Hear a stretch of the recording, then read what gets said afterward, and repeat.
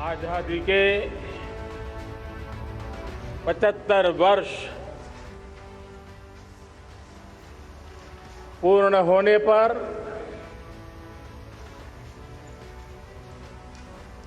देशवासियों को अनेक अनेक शुभकामनाएं, बहुत बहुत बधाई। न सिर्फ हिंदुस्तान का हर कोना, लेकिन दुनिया के हर कोने में आज किसी न किसी रूप में भारतीयों के द्वारा या भारत के प्रति अपार प्रेम रखने वालों के द्वारा विश्व के हर कोने में यह हमारा तिरंगा आन बान शान के साथ लहरा रहा है। मैं विश्व भर में फैले हुए भारत प्रेमियों को, भारतीयों को आजादी के इस अमृत महोत्सव की बहुत बहुत बधाई देता हूं। आज का ये दिवस ऐतिहासिक दिवस है। एक पुण्य पड़ाव, एक नई राह, एक नए संकल्प और नए सामर्थ्य के साथ कदम बढ़ाने का ये शुभ अवसर है।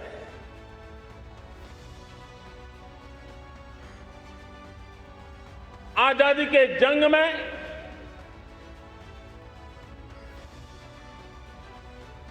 गुलामी का पूरा कालखंड संघर्ष में बीता है। हिंदुस्तान का कोई कोना ऐसा नहीं था, कोई काल ऐसा नहीं था जब देशवासियों ने सैकड़ों सालों तक गुलामी के खिलाफ जंग न किया हो, जीवन न खपाया हो, यातनाएं न झेली हो, आहुति न दी हो। आज हम सब देशवासियों के लिए ऐसे हर महापुरुष को, हर त्यागी को, हर बलिदानी को नमन करने का अवसर है।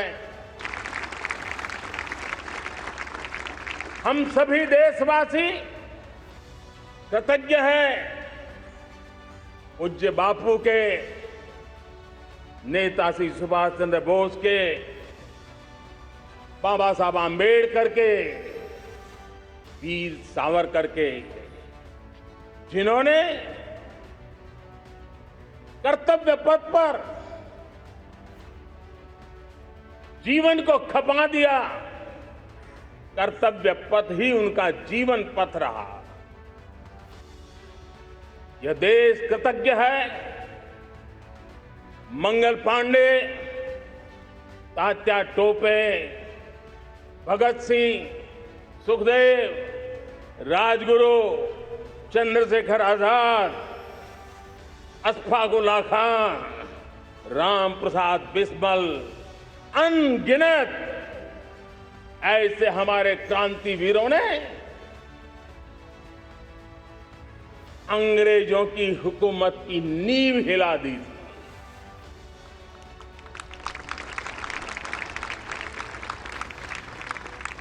यह राष्ट्र कृतज्ञ है उन वीरांगनाओं के लिए,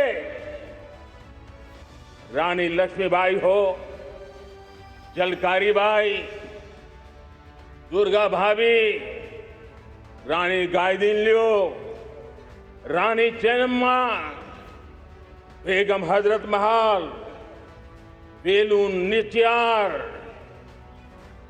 भारत की नारी शक्ति क्या होती है, भारत की नारी शक्ति का संकल्प क्या होता है, भारत की नारी त्याग और बलिदान की क्या पराकाष्ठा कर सकती है, वैसी अनगिनत वीरांगनाओं का स्मरण करते हुए हर हिंदुस्तानी गर्व से भर जाता है।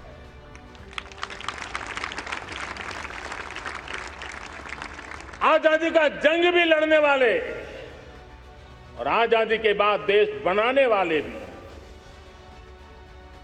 डॉक्टर राजेंद्र प्रसाद जी हो,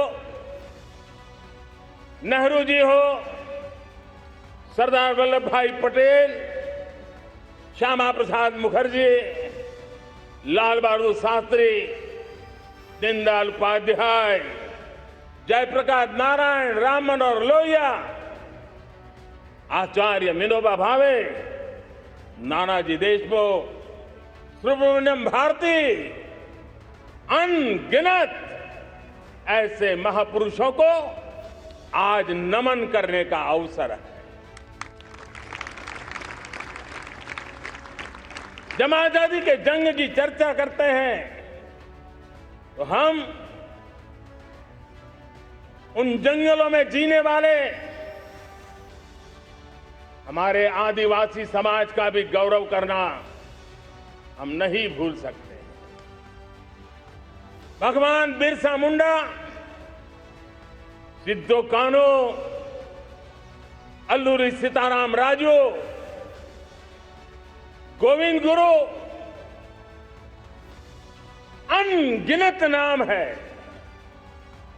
जिन्होंने आजादी के आंदोलन की आवाज बन करके दूर सुदूर जंगलों में भी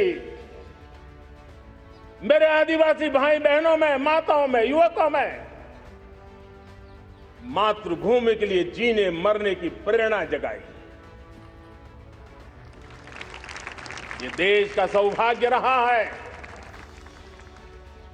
कि आजादी के जंग के कई रूप रहे हैं और उसमें एक रूप वो भी था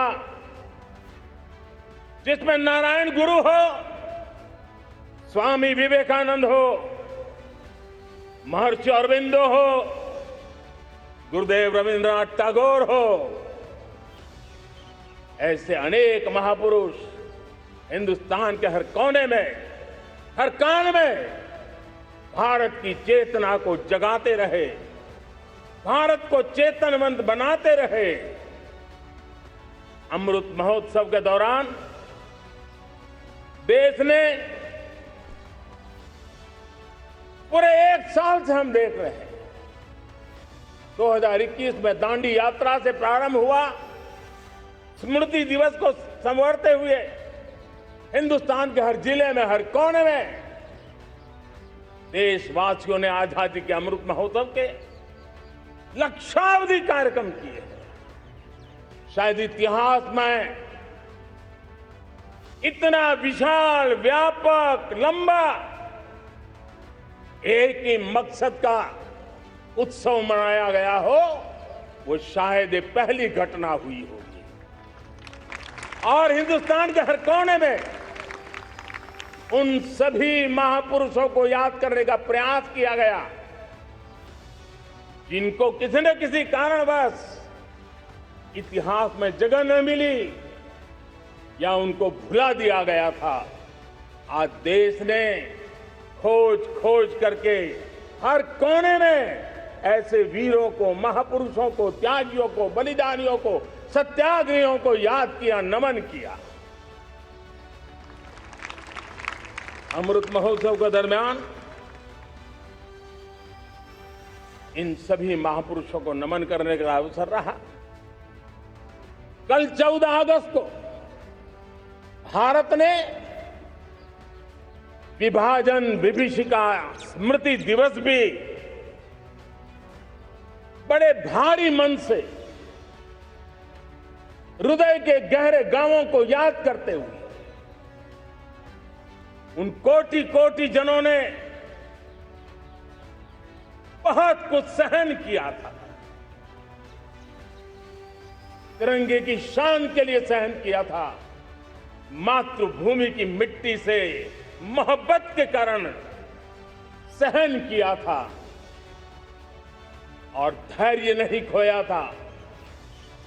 भारत के प्रति प्रेम ने नई जिंदगी की शुरुआत करने का उनका संकल्प नमन करने योग्य है, प्रेरणा पाने योग्य है। आज जब हम आजादी का अमृत महोत्सव मना रहे हैं तो पिछले 75 साल में देश के लिए जीने मरने वाले, देश की सुरक्षा करने वाले, देश के संकल्पों को पूरा करने वाले, चाहे सेना के जवान हो, पुलिस के कर्मी हो, शासन में बैठे हुए ब्यूरोक्रेट्स हो, जनप्रतिनिधि हो, स्थानीय स्वराज की संस्थाओं के शासक प्रशासक रहे हो, राज्यों के शासक प्रशासक रहे हो, केंद्र के शासक प्रशासक रहे हो, 75 साल में इन सब के योगदान को भी आज स्मरण करने का अवसर है और देश के कोटि कोटि नागरिकों को भी, जिन्होंने 75 साल अनेक प्रकार की कठिनाइयों के बीच भी देश को आगे बढ़ाने के लिए अपने से जो हो सका वो करने का प्रयास किया है। मेरे प्यारे देशवासियों, 75 साल की हमारी ये यात्रा अनेक उतार चढ़ाव से भरी हुई है। सुख दुख की छाया मंडराती रही है और इसके बीच भी हमारे देशवासियों ने उपलब्धियां की है, पुरुषार्थ किया है, हार नहीं मानी है, संकल्पों को ओझल नहीं होने दिया है। और इसलिए, और ये भी सच्चाई है कि सैकड़ों सालों के गुलामी के कालखंड ने भारत के मन को, भारत के मानवीय की भावनाओं को गहरे घाव किए थे, गहरी चोटें पहुंचाई थी, लेकिन उसके भीतर एक जिद भी थी, एक जिजीविषा भी थी, एक जुनून भी था, एक जोम भी था। और उसके कारण अभावों के बीच में भी, उपहास के बीच में भी, और जब आजादी का जंग अंतिम चरण में था तो देश को डराने के लिए, निराश करने के लिए, हताश करने के लिए सारे उपाय किए गए थे। अगर आजादी आई, अंग्रेज चले जाएंगे तो देश टूट जाएगा, बिखर जाएंगे, लोग अंदर अंदर लड़ करके मर जाएंगे, कुछ नहीं बचेगा, अंधकार युग में भारत चला जाएगा। न जाने क्या क्या आशंकाएं व्यक्त की गई थी, लेकिन उनको पता नहीं था ये हिंदुस्तान की मिट्टी है। इस मिट्टी में वो सामर्थ्य है जो शासकों से भी परे सामर्थ्य का एक अंतर प्रभार लेकर के जीता रहा है, सदियों तक जीता रहा है। और उसी का परिणाम है, हमने क्या कुछ नहीं झेला। कभी अन्न का संकट झेला, कभी युद्ध के शिकार हो गए, आतंकवाद ने डगर डगर चुनौतियां पैदा की, निर्दोष नागरिकों को मौत के घाट उतार दिया गया, छद्म युद्ध चलते रहे, प्राकृतिक आपदाएं आती रही, सफलता विफलता, आशा निराशा, न जाने कितने पड़ाव आए हैं। लेकिन इन पड़ाव के बीच भी भारत आगे बढ़ता रहा। भारत की विविधता, जो औरों को भारत के लिए बोझ लगती थी, वो भारत की विविधता ही भारत की एक अनमोल शक्ति है, शक्ति का एक अटूट प्रवाह है। और दुनिया को पता नहीं था कि भारत के पास एक इनहेरेंट सामर्थ्य है, एक संस्कार सरिता है, एक मन मस्तिष्क का विचारों का बंधन है, और वो है भारत लोकतंत्र की जननी है, मदर ऑफ डेमोक्रेसी है। और जिनके जहन में लोकतंत्र होता है, वे जब संकल्प करके चल पड़ते हैं, वो सामर्थ्य दुनिया की बड़ी बड़ी सल्तनतों के लिए भी संकट का काल लेकर के आती है। ये मदर ऑफ डेमोक्रेसी,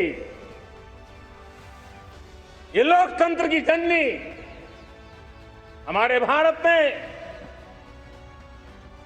सिद्ध कर दिया कि हमारे पास ये एक अनमोल सामर्थ्य है। मेरे प्यारे देशवासियों, 75 साल की यात्रा में आशाएं, अपेक्षाएं, उतार चढ़ाव सब कुछ के बीच में हर एक के प्रयास से हम जहां तक पहुंच पाए थे, पहुंचे थे। और 2014 में देशवासियों ने मुझे दायित्व दिया। आजादी के बाद जन्मा हुआ मैं पहला व्यक्ति था जिसको लाल किले से देशवासियों का गौरवगान करने का अवसर मिला।